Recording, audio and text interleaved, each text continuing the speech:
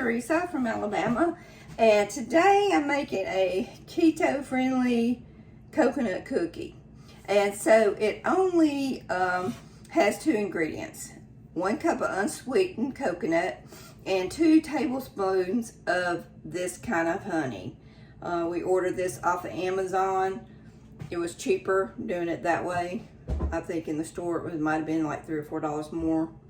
But so it should make about 14 cookies, and let's get to making them. Okay, so here's the 1 cup of unsweetened coconut flakes. I also use this, I do a trail mix, and I also use that in the trail mix when I do that. It's supposed to be kind of keto friendly.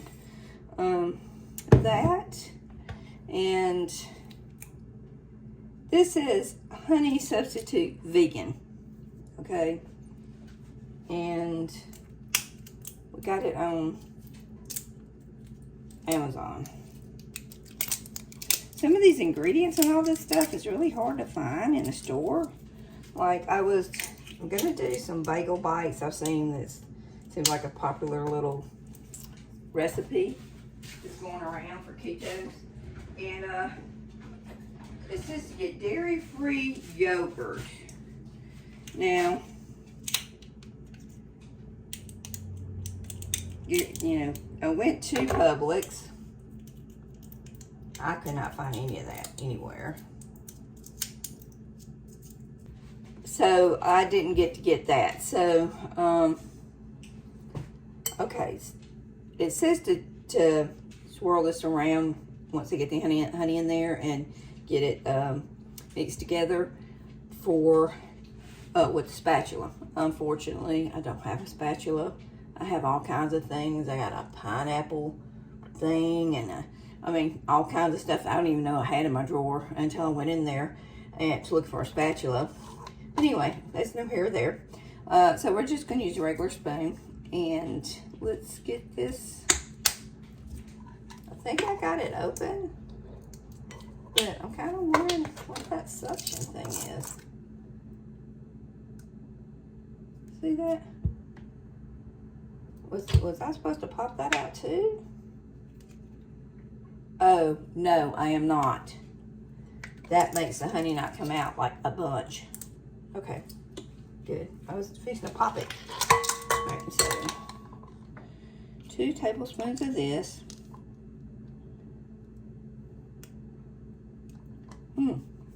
So I just took the top off because I understand that, you know, like you just squeeze a little bit, maybe in your honey, you know, and some tea, hot tea or whatever.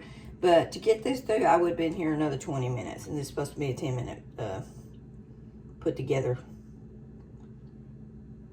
recipe. All right, here's that one. Oh, it looks like liquid gold. You see it? Okay. And I'll scrape that off. Okay. Ooh. Whoa. Just a little bit. Okay. I'm glad I didn't have to use too much of this. And if these are really good, oh, there's another recipe, same thing, but different stuff instead of coconut that you can use. And it's supposed to be good too. All right. So let's just stick that in there. Okay, well, you know, it doesn't matter. I'm just going to use this spoon right here. And it says to keep it consistency. Now, this is supposed to make 14 cookies. And it said in the recipe that it'll be lumpy and I have to continuously get it to mix, okay? And I think if I had a spatula, maybe it'd be better. I don't know. But, and then it says to get a cookie press like these. This is actually not cookies, but this is for ice cream. Again, I don't have one of those cookie things. So we're gonna use this one, and just drop them in there. And it says to take a wet spoon like this and press them down, because that way they'll spread a little bit, you know, won't look like a lump. So that took me about 10 minutes to get it all together, and I'm going to now go ahead and try to get them on the parchment paper. It says to do it at 350. So let's see how it goes. This is going to be kind of big, so I don't know if I'm going to use this, but we'll see. It says to take it and press it in. All right. Okay. So I think that one looks pretty good. All right. Let's see. Okay. All right. So let's get these other ones in here. Okay. So that's how it looks. And so then it says to take a spoon that has a little bit of water on it and kind of just press it down to kind of flatten them out a little bit. Very delicate cookies here. And then it says to bake it for, I'll check again how many minutes. And you have to let these completely cool before you remove them from the parchment paper. It says they have to be. These look like it's gonna be long. Mini ones. Yeah. I think if I actually had like the smaller, what do you call it? The, because they don't spread, it says. Thing instead of the one for the ice cream. Things to look at when I go to estate sales. I never really look in those drawers, but I'm going to start looking for them. A cookie scooper and a spatula. And at estate sales, they about just give those things away. Because, you know, the drawer's full of, you know, I always have that kind of kitchen drawer that it's got all kinds of stuff in it. It's crazy. Okay, so I am going to stick this in the oven. And we'll see how they look. Assume they'll look just like this, but crunchy.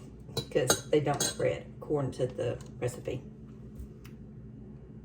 Okay, everybody, they're in the oven, and it says to 9 to 10 minutes, so I got them going. So it's probably just a sweet little treat that easy to make, very easy to make. I couldn't really call them a cookie. I mean, what we know as cookies, American people, and cookies I've eaten all my life. I can't call it actually a cookie. Maybe just a sweet treat. But got 10 minutes or maybe 8 minutes now. See you then. Okay, so there we go. That's what they look like. I guess if I wanted to be really, it made 11. Which I probably could have stretched it out to the 14. But, yeah, so that's got to cool off before we even taste it. But that's what they look like. You could probably, if you want to be more fancy, you know, try to get it all round and everything. I felt like me having the ice cream scooper instead of the small cookie dough scooper probably made it a little bit more out of shape. Oh, who knows? Sure, it tastes good. We'll taste those next. Okay, so here's the final product, okay? It's pretty thin, as you can see, but it's like a crispy treat, okay?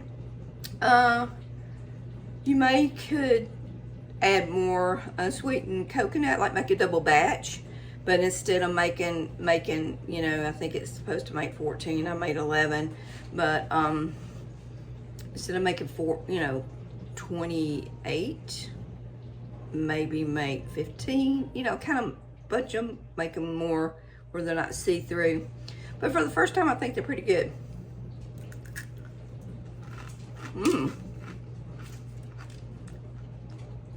I love them. These are good. According to the recipe, let's go by net carbs. It's only 1 net carb for one of these. So you could eat a couple of them, and I don't think it would really affect you. Like, say if you're on 20 to, I don't know how many grams that people are doing, but you know, minimum 20 to 50. You know, just work them into your daily, what day you're gonna eat it, you know, for those carbs. But yeah, that's great. Okay, so next time I'm gonna try something, another keto thing. Not sure which one it's gonna be, but stay tuned. Like and subscribe, and you'll see what it is. Y'all have a blessed day.